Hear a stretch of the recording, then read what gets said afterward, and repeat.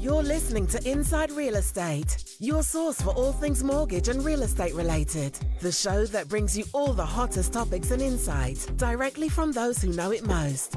Now sit back and enjoy the show. What up? Paula Pastelakis here. Salvatore Kuzmano's here. Brad Weisgerber's here. We are the trio of Inside Real Estate. What is up, everyone? Good morning. How are you, man? Little message to everybody that listens to our show. Please go ahead and share it if you like it. If you enjoy the show, go to all the podcast apps. Like it, share it. If you feel inclined, leave a review because that does help our show grow. Today we have Nick Bastianelli. I think I said it right. I don't know. Probably fucked it up. Bastianelli. He's on the show. He's a really good looking dude. I don't know how we got. Usually people on our show aren't this good looking, but so it'll be good to have something better than us three on here for the people that are watching. So a lot of things going on in the market today, but I wanted to bring Nick on. Nick's like an up and comer, and a lot of times we have more established agents on here. We haven't had like an up and comer in a while, so I'm really excited to kind of feel out what he's doing, how he got into the industry. I really know very little about his past, so I'll be excited to kind of hear about that. Any topics that you guys want to broach today? Salvatore. Oh, what's up, Nick? Nick's on. How are you, buddy? Morning. Thanks for having me on. That is a solid beard, my dude. That is a beard. I mean, that is thick. Wow. Thick. A lot of hair, man. Italian and French Canadian. I'm Greek and Arabic, and I'm hairless. I'm like a hairless cat, dude. Wild. Yeah. Are you gonna shave it right before No Shave November, or are you just gonna let it go through? Oh, man, I very rarely shave. I like trim it up, but that's it. Have you always had a beard? Has it always been like that? Yeah, pretty much always. Is it just because it's like not worth shaving because it's just too much work? I mean, it comes back really quickly, but I don't know, man. I just like it. I mean, what's the longest you ever grown it out? Like it's pretty. I mean, it looks like you could grow a ZZ Top if you know who they are, because I know you're the one. I do know ZZ Top. Yeah, no, I don't know. Probably like here-ish, and I don't know. It's varying lengths. Maybe gets about there. Nothing crazy. I feel like you should be in a Gillette commercial, dude. When's the last time? Gillette commercial. When's the last time you saw your face? Oh man, I shaved at my wedding for sure, and that was over 4 years ago. I definitely probably shaven once or twice in between that. But it's will you shave it live on this podcast today? Oh, I don't know if that's happening. I don't know if that's gonna happen. I think that would probably take a long time too. Yeah, I look like a 12-year-old child when I shave, to be honest. Yeah, I can see that. I can see that. So obviously, Nick, you're in the real estate game. You're a realtor. Tell us about your background, man, because the show. You've never been on the show before. I know that you work with Gabby, and Gabby kind of like hooked you up with us. And Gabby's a great agent, loan officer of ours, and she speaks highly of you. So tell me a little bit about, first and foremost, how did you get into this crazy industry called real estate? Yeah, so it's a good question. My wife and I, we opened CrossFit gyms when we were super young. So she was 19, I was 23.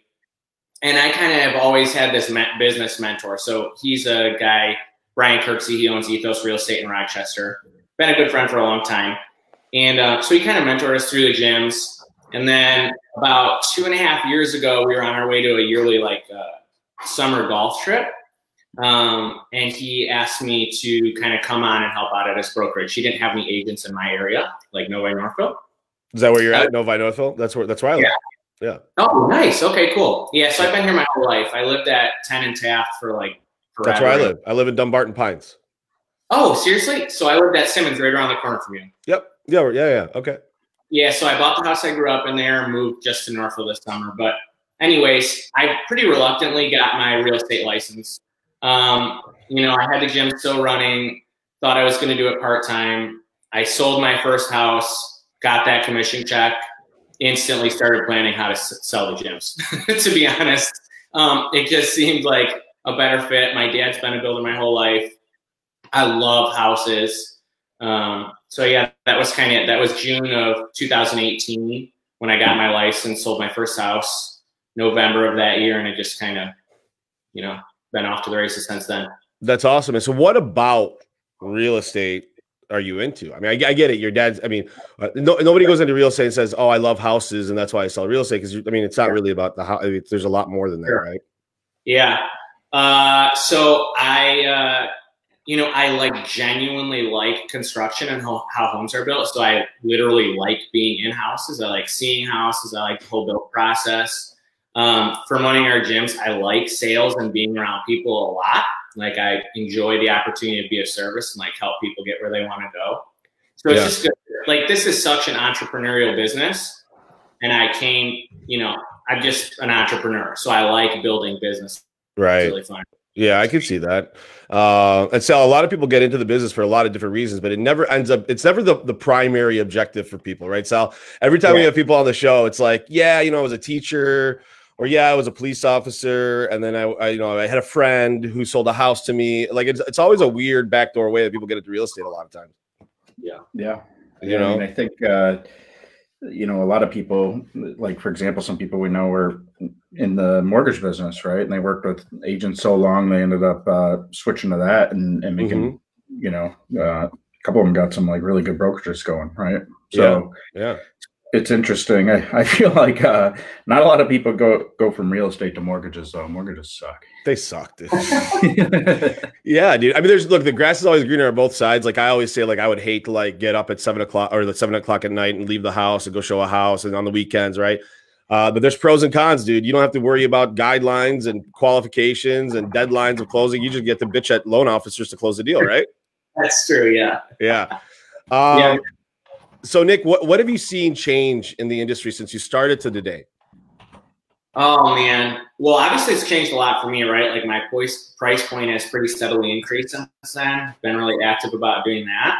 But it's just I don't know, man. It's still, I'm experiencing like a pretty extreme seller's market. Like just about any time I'm representing a buyer, I'm in a bid war. So that's part of my buyer's consult at this point in time is like, hey, if you don't have like excellent financing, you're not conventional or cash, it's likely we're going to lose a house or two. And I just want to establish clear expectations up front. So like you have enough endurance to get this done. I feel pretty adept at like, I feel confident in a bid war, but it's just kind of part of the game at this point in time. Like I have to fight for houses. Last week I wrote an offer that like legitimately made me uncomfortable. It was why? It was so good. And I lost. There was like 6 other offers, and I wrote this offer. I was like, this is crazy that I'm writing these things down. So what did you do? Talk to me about what you did on the offer that you felt crazy about. Yeah, so it's probably not going to sound super nuts to a lot of people, but they were asking $250. Okay. I wrote an escalation clause up to $262, I think. So we were going to pay $2,000 over anybody else. Up to $262. Just so the audience understands, an escalation clause means like if you get an offer at $252, you automatically go to $2,000 over that up to $262, right? Correct. Yeah, because I know that people like round numbers, so I figured somebody's going to go to $260, which they did. Yeah. I wrote a $5,000 appraisal guarantee. So if the appraisal came in short, we were going to pay $5,000 cash over it. I gave I can't remember if it was like a 4 or a 5 day inspection period, which normally is no big deal, but this was on the Woodward corridor, and there's so many sewer issues out there. So the sewer inspection is the big thing on the timeline. Yeah.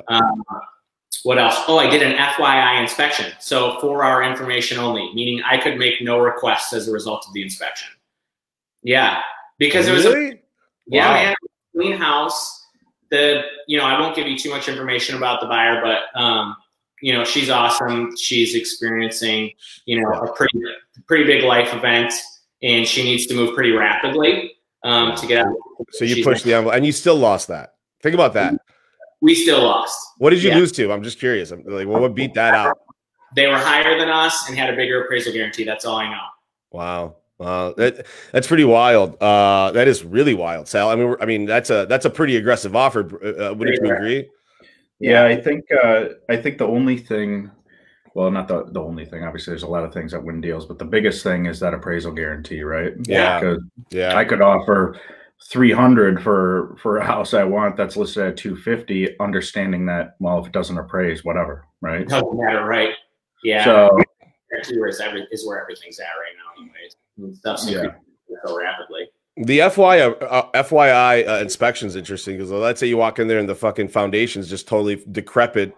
You're like, oh, well, no, gotta buy it. I know the house probably didn't look like that. I get it, but like, still, like, there could have been some major issue. So you're saying, but they could back out. Yeah, they could back out. We could walk away and take our EMD with us, but I couldn't make concession or price reduction requests. Right. Interesting. So Okay. for information, I could walk for any reason whatsoever. I didn't give away her right there. I wanted to make smart. Sure she was you gave yourself an out clause. That's good. That's smart. Yeah, you want to protect your buyer. Okay, so that's interesting. That house was in the Woodward corridor, right? Yeah, I do a lot of business. So where we live in Northville, Novi, it's a really nice area. It's a really family-oriented area. A lot of families live here. Great schools, right? Not a lot of houses up for sale. No. I mean, even less here, I feel like, than other parts of the state. It seems that people that move to this area are not moving for a while. It feels like. Do you agree with that? I totally agree with you on that. Like my family just moved. We were looking for a long period of time, and like I luckily snagged the last new construction house in the subdivision. Like we don't have much inventory at all. Yeah, it's really sparse. So for you, like getting into the industry, what was your tactic? What was your plan of action? Because there's a lot of ways to skin a cat in this business, right? There's a lot of ways to have business. What? Why do you keep laughing at that, Brad? Because it's a terrible phrase. You keep saying it. What do you mean? It's a colloquial term. Like, what do you mean? Like people say that. There's a lot of colloquial terms that aren't said anymore. That should be one of them. What else would I say other than skin a cat? I mean, there's a lot of ways to do things. How about that? But I wanted to use a colloquial term. What? Okay. I hate you. So Nick, so like, what was your plan of action when you got into the business? A lot of people are like, well, great, I like houses, I could probably sell them. How do I get clients to want to work with me early on, right? Well, what did you do to get it going? Yeah, so I thought a lot about this. I used a lot of the stuff we did in the gyms. I know that I wanted to have like an excellent customer service experience. Like I wanted to be extremely responsive because at that point in time I had that ability, right? Mm-hmm. I had were running themselves. We had staff, and I wanted to like provide a really great experience. So I did that. Once I ran through my first deal, I aggressively started to basically like I just wanted to get as many reviews as possible. I wanted a ton of social proof. All right, so I asked for reviews from all my family. Like, give me character reviews. I don't care what. Write something great, please. And then I got deep into social media. Like I really didn't want to dump a bunch of money into this at first. So I just went for like the low hanging free fruit. Like I got real consistent on social media, made a post every day. Every Friday I did walkthroughs on Instagram stories about houses that I just wanted to sell. I wasn't even like selling them. I didn't tell people I wasn't selling them. No, you just did a walkthrough. Yeah. It was perception. Yeah. And then I just, did that work? Did you like a charm. Every Friday, I had people sending me messages like, dude, I can't wait to see the houses you walk through on Friday. How are you doing this so fast? And I was like, I mean, I just scheduled an appointment. I'm not even selling these things. You know what I mean? That's very interesting, Nick, because we had the same mentality, right? Sal, like when we started the business 2.5 years ago, we were like, let's get our name out there as quickly as possible. Nobody knew who Omega Lending was. People barely know them now. But like we were like, let's create a brand. Let's get our name out there. Let's create posts, which is, in my opinion, the social media play is such low hanging fruit, and the barrier of entry is so cheap. You can just be there, and it doesn't matter what you say. People see you, right? They're probably going to flip through it, but they'll see that you did something, right? Not everybody needs to even stop at your video to watch it. They just need to see that you're active, and then you're going to remember you. Being in front of people's faces. So I think we do a pretty good job of that. I mean, I think everybody in the industry needs to kind of do a little bit of that. Don't you agree? Yeah, I mean, I think you got to get yourself out there for sure, and kind of create that buzz around your name, right? Yeah. Your reviews and whatnot. And it's funny, I know some people, we all kind of know some people who have like large social presence too, but they really don't do that much business, which is kind of crazy too, right? So it's, I think it's kind of like a teeter-totter between both of them, right? Like you obviously got to go out there and create like organic word of mouth referrals, but have them exploit you on social media in a good way, right? Like obviously, like if you work with someone who you know, you're not friends with on Facebook or anything like that. It's a real, it really solidifies, or at least creates a record of that transaction if you have them leave a review. Yeah. It's funny that you mentioned that, Sal. There's a lot of social media like millionaires that people, you know. So to Sal's point, Nick, how do you take, because you can make a million posts, you can get a lot of buzz, but you still got to perform, right? And you still got to translate that into actual business. So a lot of people do a great job on social media. They love being in front of the camera. They're blowing themselves every chance they get, but ultimately look at their numbers and like, oh, they closed 2 deals last month. They closed 1, 2, 3 deals all quarter, right? Like, how did you make that transition to actually turn that into business? Sure. Yeah. So I don't know, man. I just liked having conversations with people. I tried really hard just to get, in the beginning, like I didn't care. Like I didn't even care if you had a pre-approval. I just tried to get everybody to one house. If I could get you on one house, I knew that we were probably eventually going to go do a deal together. Yeah. So I was playing the long game. I don't know, man. I just continued to develop relationships. I was really strategic about genuinely asking for business, right? So I didn't just want to like look cool on Instagram. Every time I wrote an offer, I posted it on my Instagram stories. Like I wanted people to see that I was actually legitimately involved in the business, right? I'm in it every single day. I'm writing offers, whatever, 5 days a week, and just like cutting my teeth and kind of like proving myself. I'm very lucky because we had, between the 2 gyms we owned, I had 250 people that I had a pre-established relationship with them, right? You know, right. So you had a Rolodex of people or a spreadsheet of people you can reach out to, your sphere of influence, really, right? Yeah, man. Like they knew how I ran business. They knew that my wife and I were trustworthy, good people, and that I'd work really freaking hard for them. So all I had to do was show them that I had enough knowledge to actually buy and sell a house. And they just kind of came out of the woodwork, and I made sure, like, I like schedules. So every single Monday I touched every single lead in the beginning. Very smart. You had a system, right? Yeah. I think, yeah, like I don't miss that stuff. You know what I mean? That's important.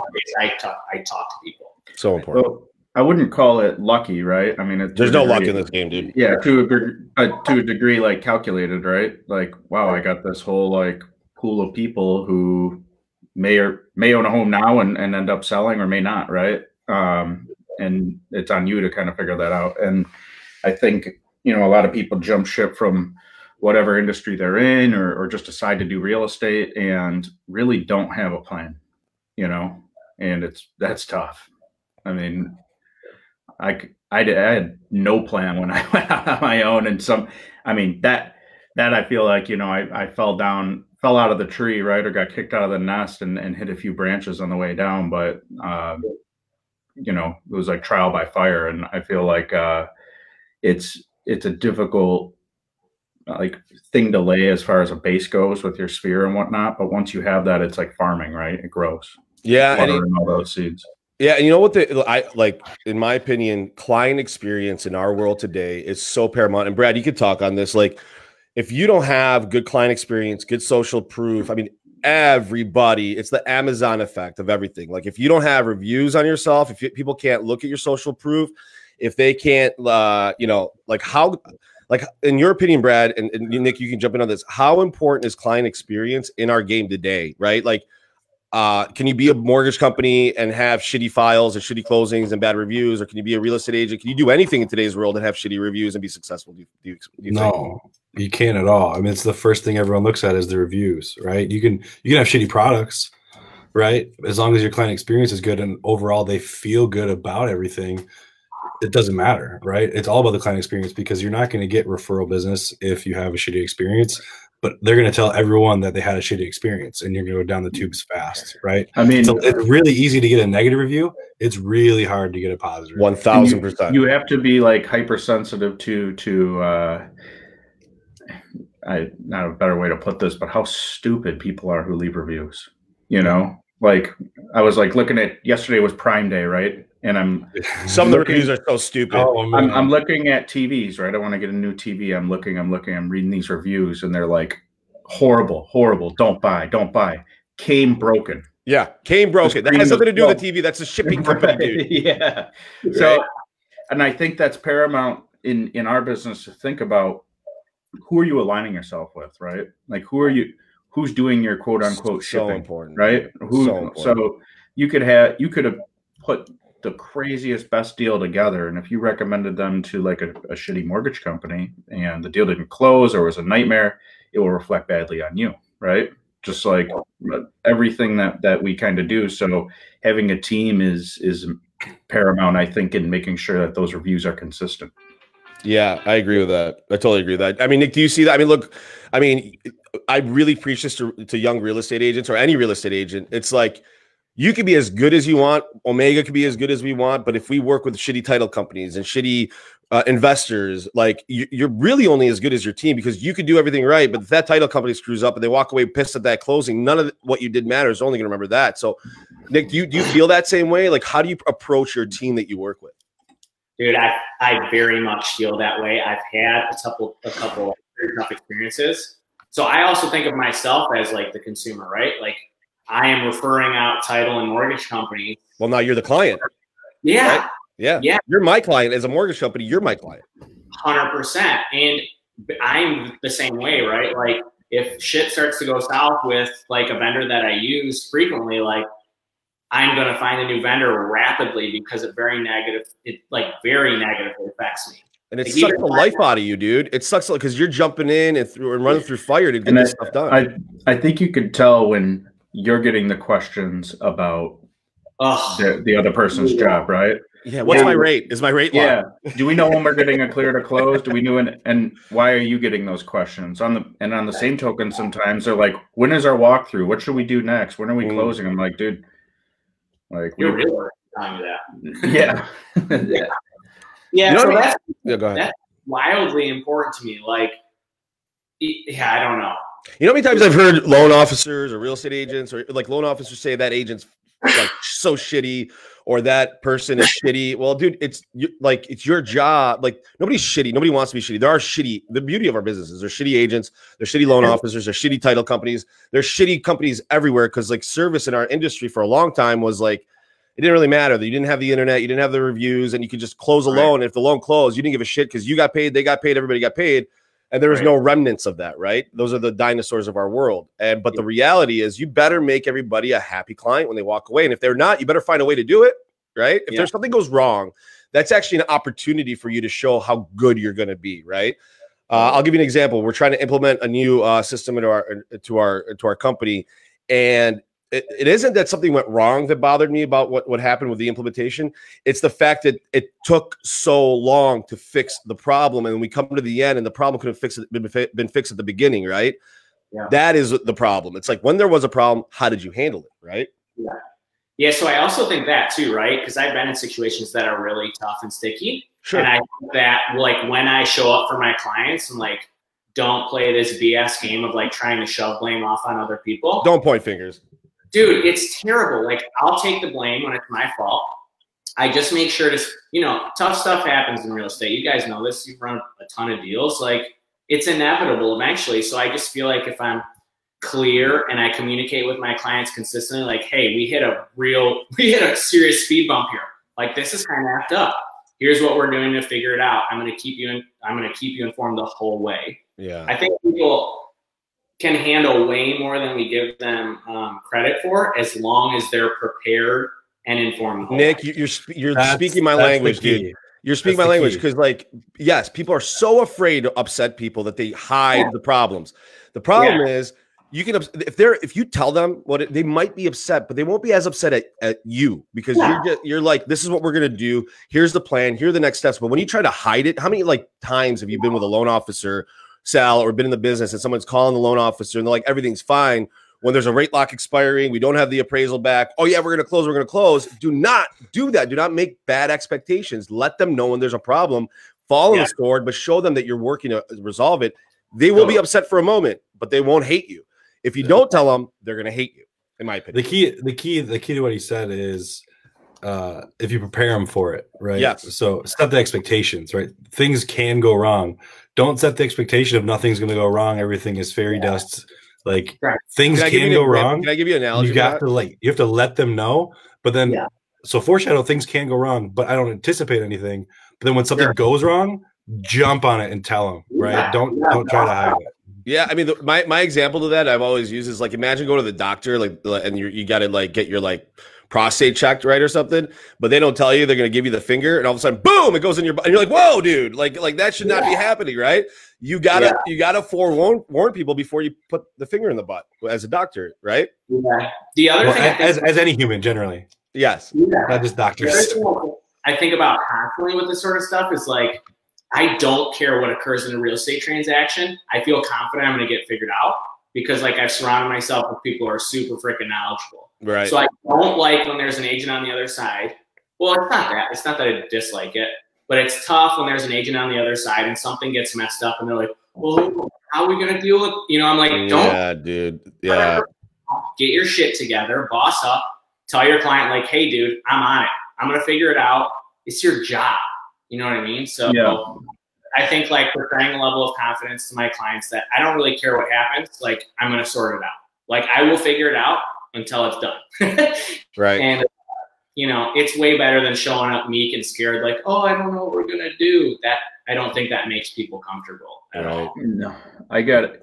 A funny thing I feel like I run across sometimes is the like, we'll cross that bridge when we get there person. No, my God, like, dude. No, dude, you got to be. Hey, man, I'm like foreshadowing a problem that I think has like a 90% chance of happening. Like, what do you mean we'll cross it when we get there? And then we get there and they freak out. What do you mean there's a problem? Well, I fucking told you. Yeah. Right.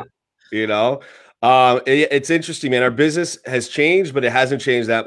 It's weird. Like, because we're such a high revenue industry, unfortunately, the evolution of the business has slowed because there isn't a need to develop anything because you can make a lot of money and still write an offer on a piece of paper and a pencil, right?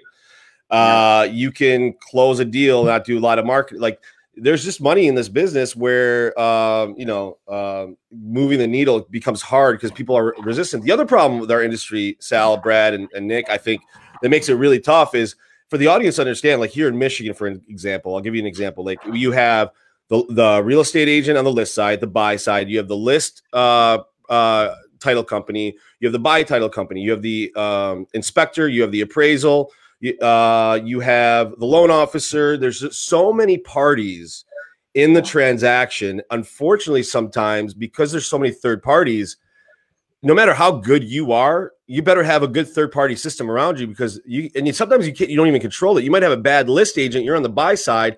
Yeah. And they're not answering their phone calls, right? Or whatever it may be. And it really puts you in a spot with no matter how efficient you are, you almost have to be like an annoyance to these people to get them to do stuff, right? Like the people don't move fast in our industry and they don't even answer the phone when you call, which is mind numbing when people don't answer the phone or call back.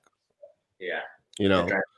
Right. So, all right. So off of that, Nick, so in today's business, Nick, what are you doing to kind of, well, let me ask you this. We had COVID hit, right? Kind of real estate in Michigan stopped because we had the stay-at-home order. A lot of places had that. They were like, you couldn't really go show houses, so people didn't really know how it was going to work out. But now today, coming out of that, we have a lot of appetite for houses. Obviously, we've talked about that. What are you doing today to like handle your business and try to move the needle forward for your business in the future? Oh, man. This is the golden question for me. So this is all I think about. I told you I'm obsessed with growing businesses. So I made a move in brokerages, eXp. I got myself aligned with people who do the type of business that I want. So that's pretty cool. I didn't want to reinvent the wheel. Sure. And so that's been huge for me. In the beginning, like the first 2 years, I literally just took the business that was handed to me, right? Like I had great conversations, great follow-up, but I was not intentional about like, hey, I want to get more listings. And so it turned out that I was carrying 10 pending all the time and all 10 of them are buyers. And like, I felt like my hair, I had no transaction coordinator, zero support staff whatsoever. So all of 2020 has been like a slow move towards creating a really solid foundation and systems. So I got a transaction coordinator to take it from contract to close. She's awesome. That's awesome. Right? It taught me like 15 to 20 hours per transaction where I can like now go sell more houses. I made a really concerted effort within the last couple of months to start focusing a lot more on listings, right? Because I'm probably going to do 10 mil this year, and next year I want to do 15.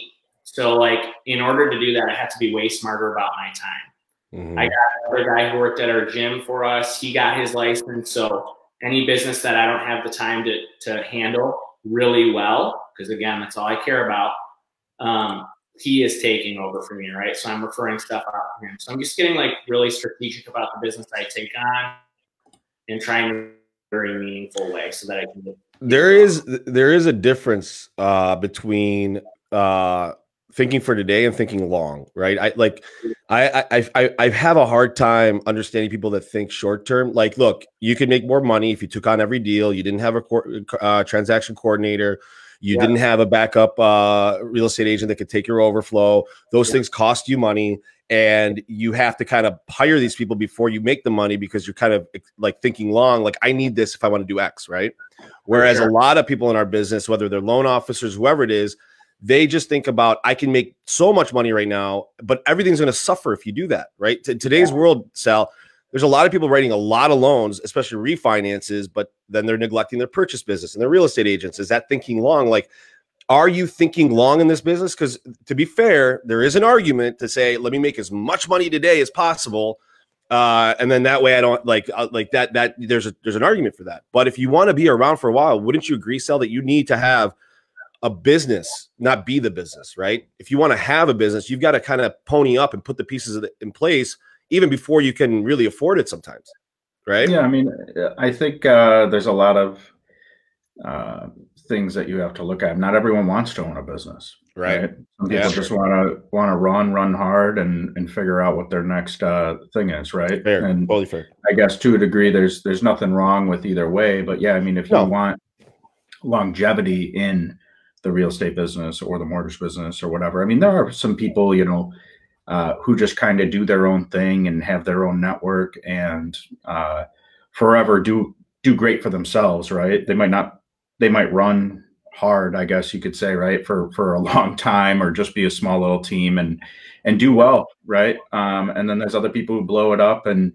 they don't touch a, you know, DocuSign, right? They're not sending out PAs or looking at homes, but you know, I think it's kind of to each their own, right? You do what's best for you. But yeah, if you think that what you're doing today is going to get you to, you know, the next level in this business, probably won't, right? There's always a next step or a next level that you have to kind of see past, right? Like right now in our business, it's super easy to say, all right, man, like I'm just going to skin a cat and run, you know, 1 million refi deals and, you know, put 500 grand in my bank account this year, which isn't bad, right? But if you're not really focusing on what's next, you know, you look at the opportunity cost of what you set yourself up for and what you could have over the next 5-10 years. And yeah, you know, there's an argument, I think, to be made on both sides. Yeah, dude. Like I think about it, right? Like if I could sit in my basement in my underwear, make some calls, and write like 3 or 4 mortgages a month, and honestly, Nick, you could live a really good life like that. I mean, you really could. And you know, sometimes like having a business is complicated. It's a competitive market. I mean, we work in one of the most competitive real estate markets in the country, I believe. I think everybody here is a realtor and everybody is a loan officer. Some of them are both. And right now you can trip and fall into a deal. So people are making money, right? So everybody wants to do it. It's sexy. But it is also a grind if you're growth minded and you think long. It is a grind. Like you have to grind every day. Like you got to have a commitment to action every single day. And so, Nick, how do you hold yourself accountable to that commitment of action, of consistency to move the needle forward? Because that's not easy. A lot of people say a lot of shit. A lot of people don't do shit, right? Like a lot of people have great ideas everywhere. It's like, well, what are you going to do about it? Well, and then they wait for it to be perfect. They don't really execute anything, right? Like, why not just move the needle and execute it? And if it's wrong, you can go back and do something else, like instead of sitting idle. So what do you do to keep yourself accountable? Yeah. Oh man, you just said so much stuff. So honestly, I'm just very grateful that I had 7 years of entrepreneurial experience before I started in real estate, right? So I totally effed it up for a sec. Not really, but I was constantly trying stuff, failing. Perfect. It was so difficult and exhausting and like sad in the beginning, but like I started to over time realize that like, hey, every time I fail, I'm one step closer to figuring it out. And like, I just started to really, I like that process. I like being challenged by things. I do like growing businesses.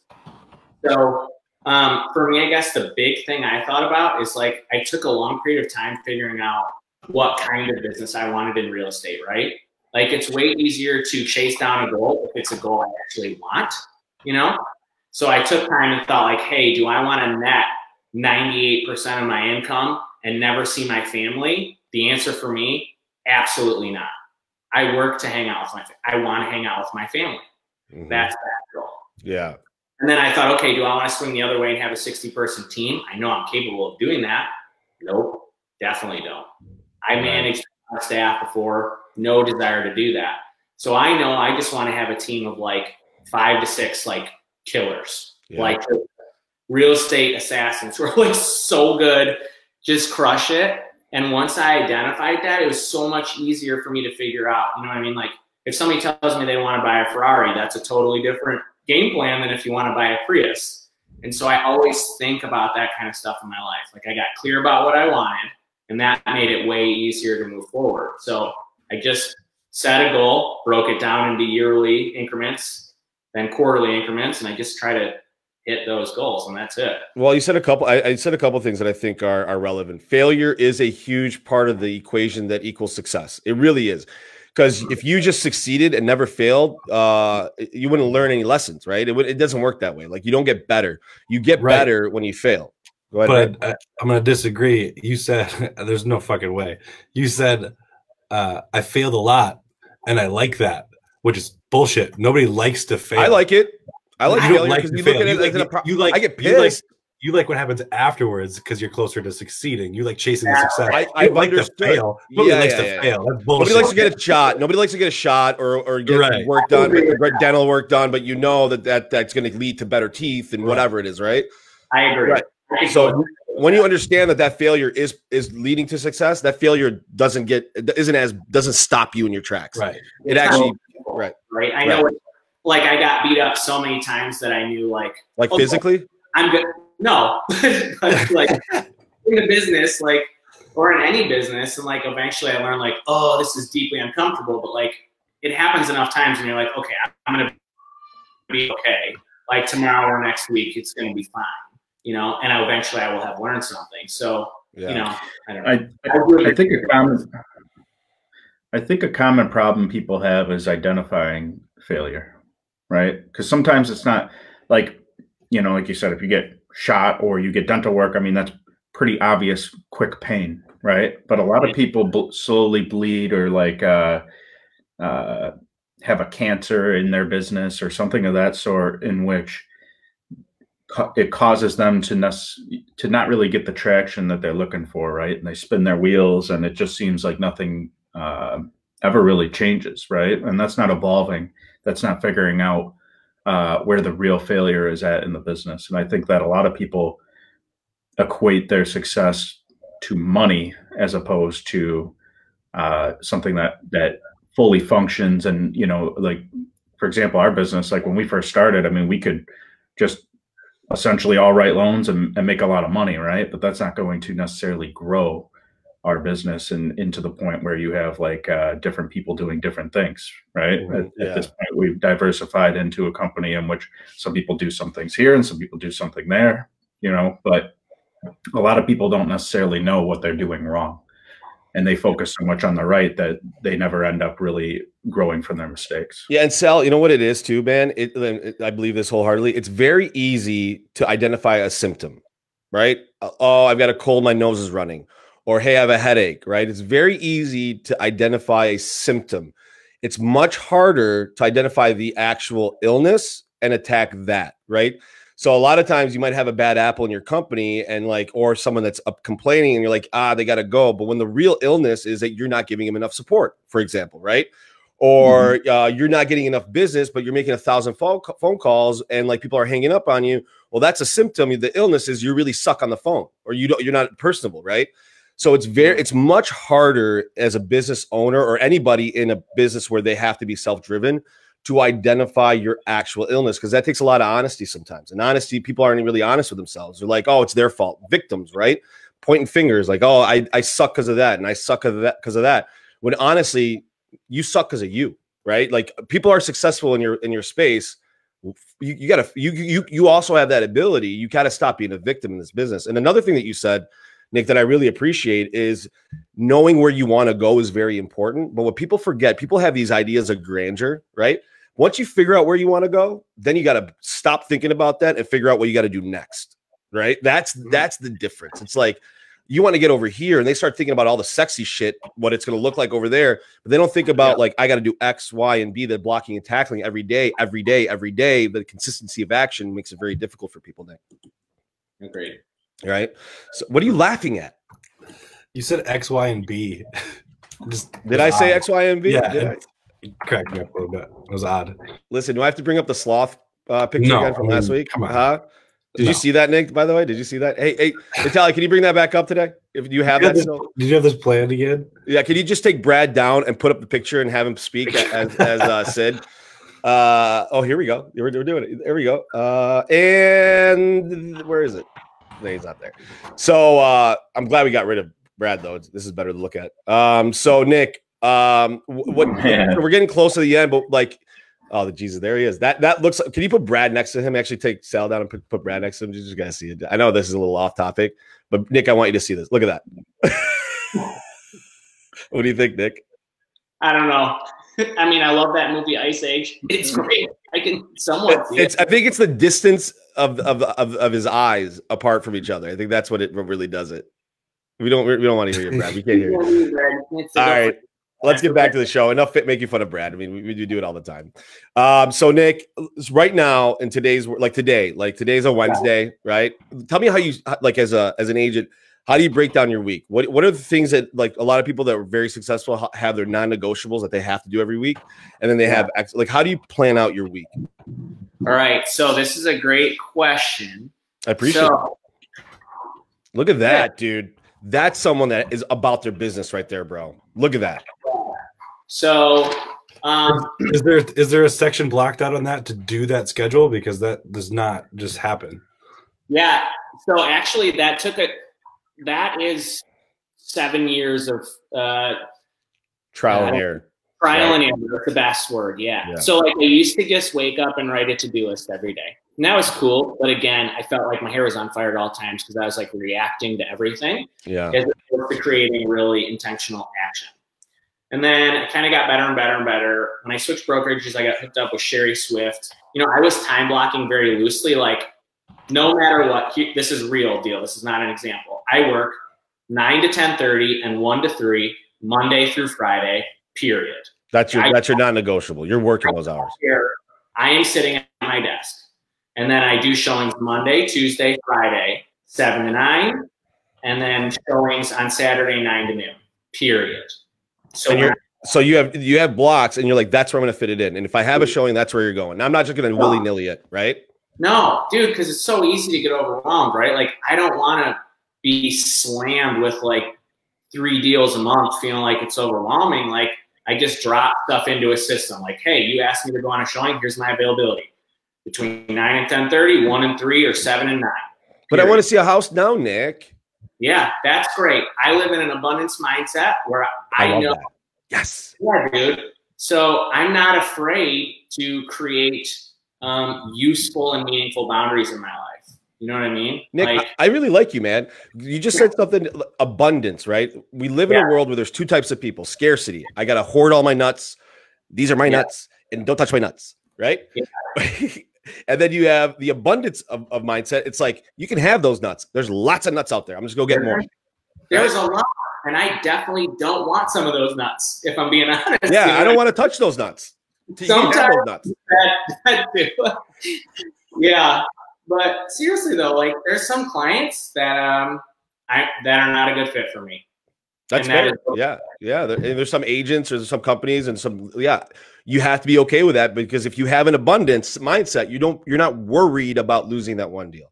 And when you're not worried about losing that one deal, then you don't have to give poor service and make promises you can't keep and blah, blah, blah, blah, blah, blah, blah. Right? Yeah. So like, I think about that all the time. Like it doesn't help. I think about that saying all the time, rising tides raise all ships or whatever.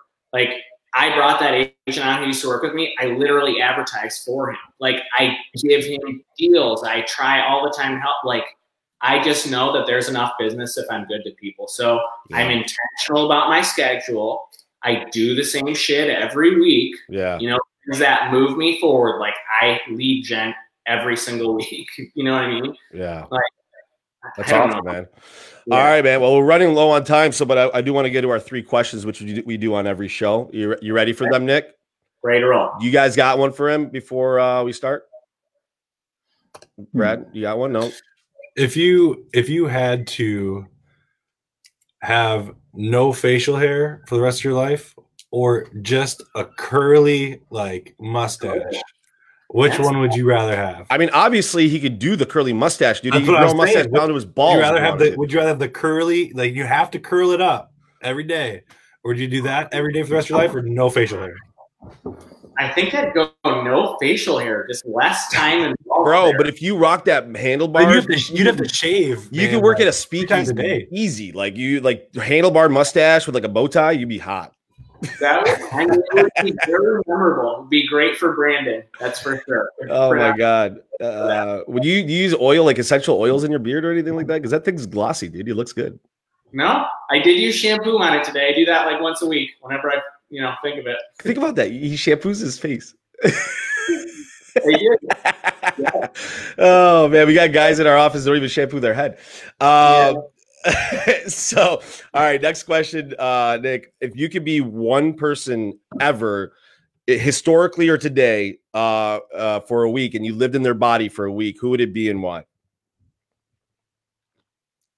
Oh, I lost you. You totally froze for like 10 seconds. If you could be any person historically or today and live in their body for a week, who would it be and why? Oh, dude. Yeah, it's a hard one. There's so many good people. I don't know, man. I was like a basketball nut all growing up. So this is a interesting answer, but I guess Michael Jordan. Like he was a workhorse and he was just like, to me, legendary. So I guess him. I don't know. Could you imagine being Mike for a day and then like jumping one time and be like, oh my God, I can fly? I watched all day. I watched The Last Dance on Netflix today. Well, I finished. This is the first time you watched it, Sal? It's really good, isn't it? I watched like half of it like when it first came out, and then I finished it last night and this morning, and it's like, man. I mean, could you imagine? I haven't watched it yet.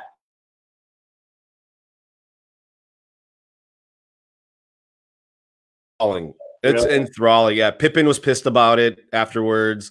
Like it was a whole thing. But like, let's be honest. Michael Jordan was a badass, but he didn't really care about anybody except winning. He gave 0 fucks about anybody else except for winning. So which is kind of like interesting. He was very driven, almost to a fault, like a Steve Jobs type driven, like where he just pisses people off, right?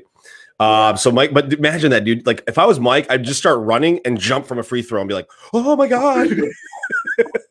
That would be a wild feeling. You know what I mean? All right. Yeah. Next question is going to be, let's see here.